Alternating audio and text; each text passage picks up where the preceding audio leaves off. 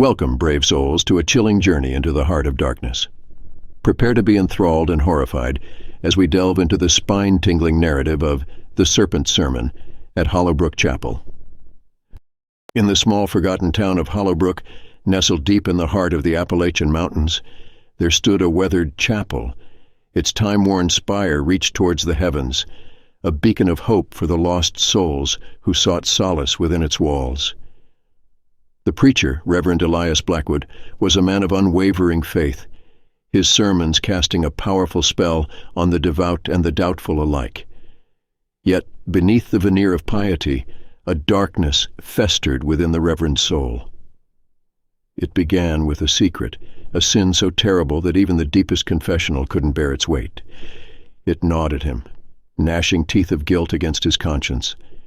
Each whisper of the wind and creak of the old chapel's timbers seemed to mock him, carrying with them the echoes of his transgression.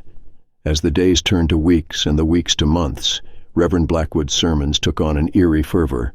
His once comforting words now dripped with a venomous intensity, leaving the congregation trembling in their pews. The townsfolk couldn't help but notice the change, but fear and reverence bound their tongues. Late one moonless night, as the chapel lay shrouded in shadows, a stranger arrived in Hollowbrook. Driven by tales of the powerful preacher, he sought counsel and salvation. Elias welcomed the stranger, sensing an opportunity to unburden his tortured soul. In the cold confines of the confessional, the Reverend recounted his terrible secret to the stranger, who listened in horrified silence.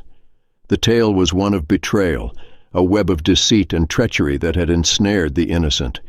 The stranger left that night, bearing the weight of the preacher's guilt like a leaden shroud. Days turned to nights, and still, no absolution came for the Reverend. His sermons grew darker, laced with foreboding and veiled threats.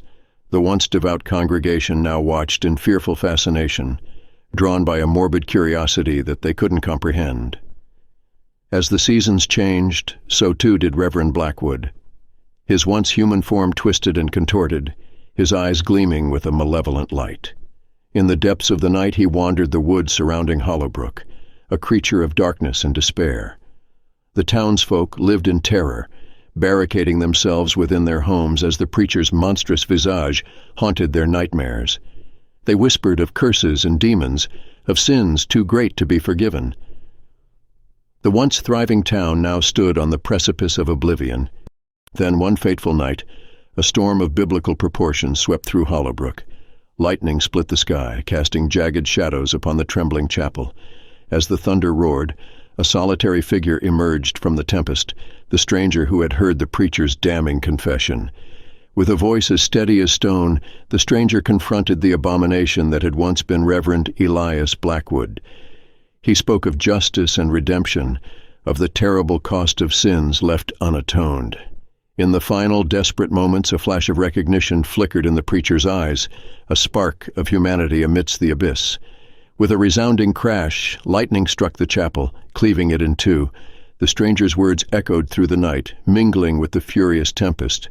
When the storm finally subsided, all that remained was a smoldering ruin, and the stranger, standing alone in the aftermath. Hollowbrook, forever changed by the horrors that had transpired, began to rebuild.